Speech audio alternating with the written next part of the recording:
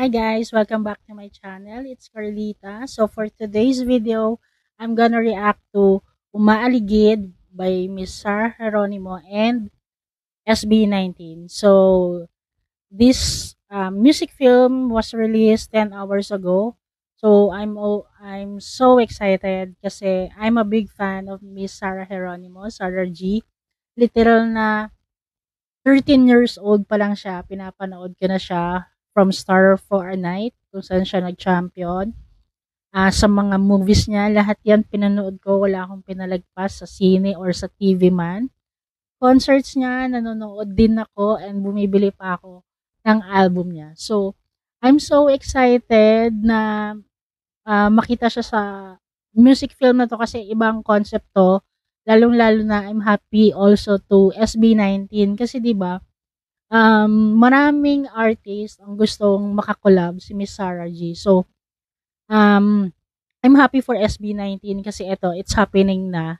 And sino mag-aakala, 'di ba, na yung King of P-pop and the Popstar Royalty ay magkakaroon ng collaboration. So, ayun, samahan niyo ako panoorin for the first time and bigyan natin ng reaction tong music film na to. So, let's go.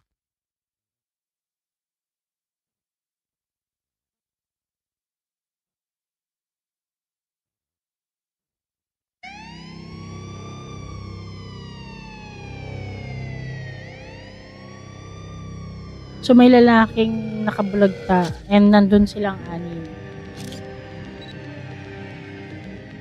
So, napaka-interesting, no? Kung ano yung concept. Para silang mga, ano bang tawag dito? Um, yung, nasa dila ko na hindi ko lang malabas. So, mahaba pa yung,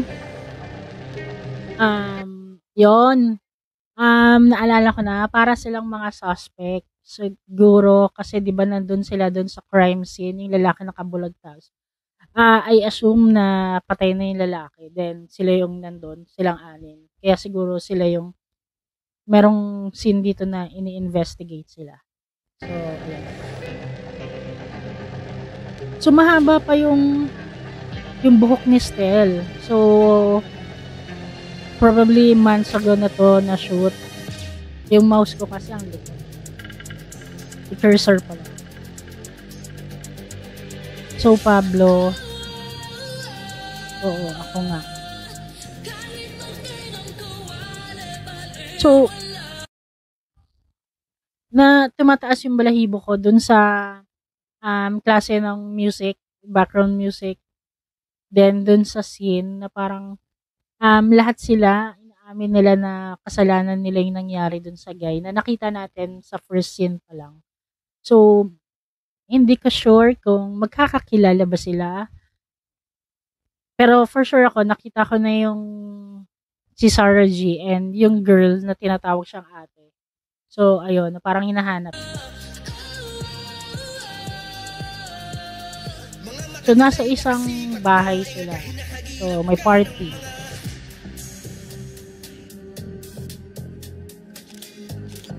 Si Josh naman. So, umaamin din siya na siya. Ako daw. Si Stella ang haba pa ng buhok. So, so yun yung girl. Tumunod siya. So, connected din siya kay Pablo.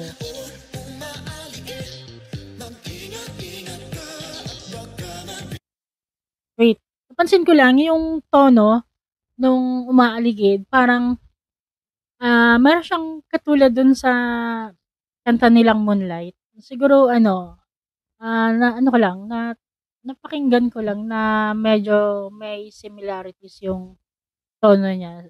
Pakinggan niyo ulit. Pagka ano. So, balik ko ng konti.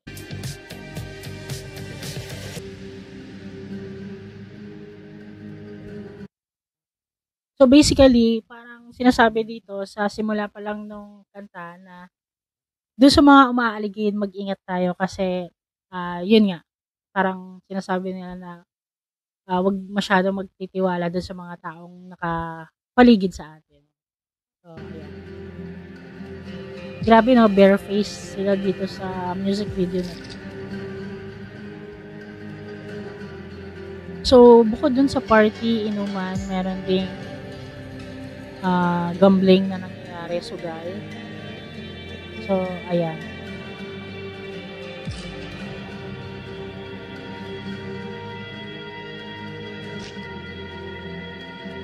Hindi ko sure kung magkakakilala silang 5 or 6.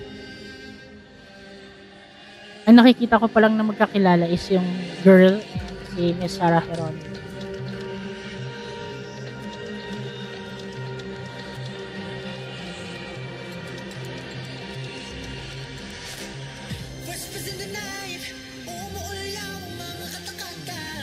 So, ayan. So, parang yung lalaki, tinalo sila sa lahat sa sagay. Wala. Diba siya yung kanina na nakabulagta? So, na-trigger na-trigger na si Stel.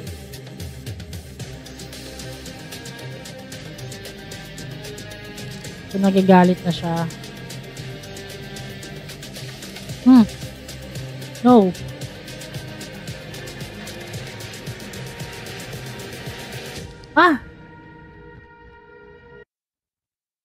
Akala ko siya na yung hahampasin.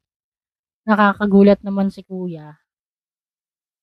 Bakit sinira yung electric guitar? Nagagalit tuloy si Stel.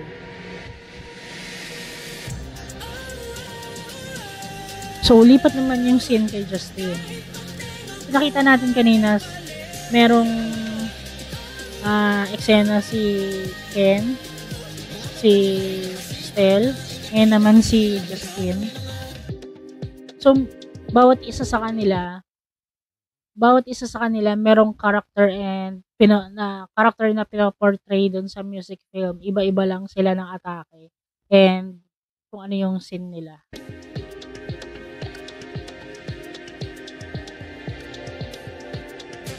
So, parang si Josh, parang siya yung kaibigan ng lahat. Parang kasi lahat ng scene nandun siya eh. Siya lang yung nandun lang. Kay Ken, kay Stel, and dito kay Justin. So, yung guy na talaga to, talagang tinitrigger niya yung galit nitong member ng SB19 doon sa story. So, kaya siguro nangyari sa kanya. Pero ang kailangan natin malaman dito sa story at the end of the video is sino ba talaga nagalit na si Josh. Pandara sa baraha, gets ko pa. Pero yung ginawa mo kay Justin, pag may nangyaring masama, maghanap ka na ng tropa. Mas maganda siguro kung kung meron din silang audio dun sa mga scene nila, kahit pa konti-konti.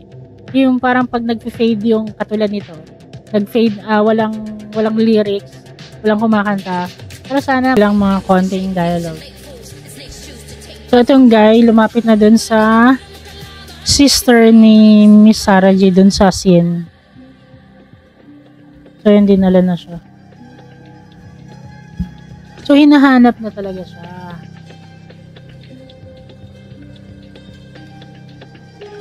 Ang tanong, sino yung nakapatay dun sa guy?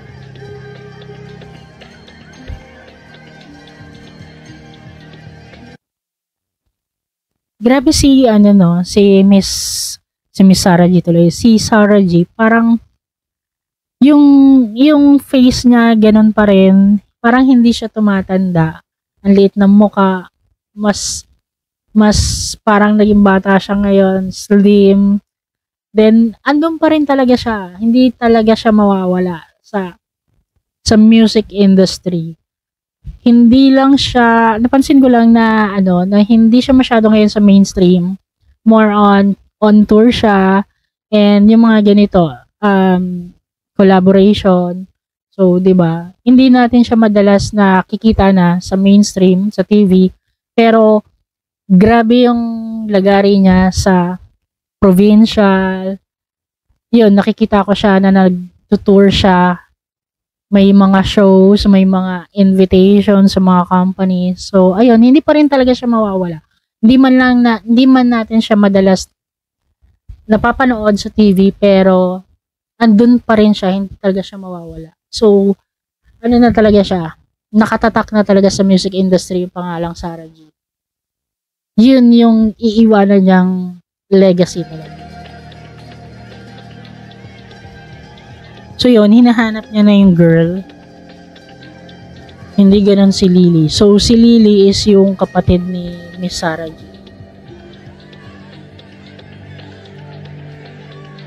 Oh, so magkakilala si Pablo and si Sarah.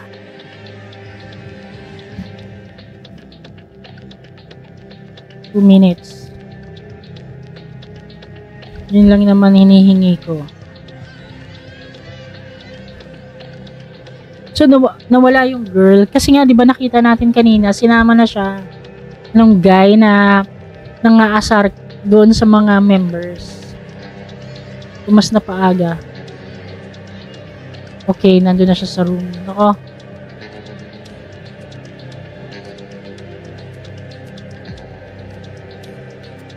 So, yung guy may masamang balak dun sa kapatid ni Sarah. Shit. So, yun.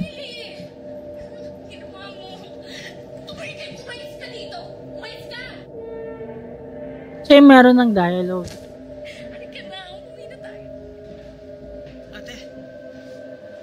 So, wala namang nangyari dun sa girl. So, yun, nagkaroon na ng dialogue dun sa part na intense na, parang climax na. So, which is good. Kasi kahit pa paano, nakita natin yung, minsan kasi, mas maganda yung may dialogue. Para mas ramdam mo yung intense. So, nakita natin si Miss Sarah Geronimo kanina. Parang, bago sa atin yung ganung atake. Kasi, usually, most of her movies or nakikita natin sa TV is yung character niya napaka-bubbly, palangiti, tapos parang hindi naman siya nagagalit. So, ayun. Ito, bagong panlasa nga na makita.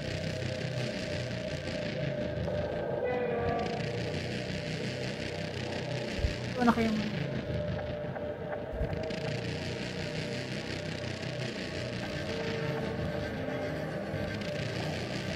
so, dinaya si Ken.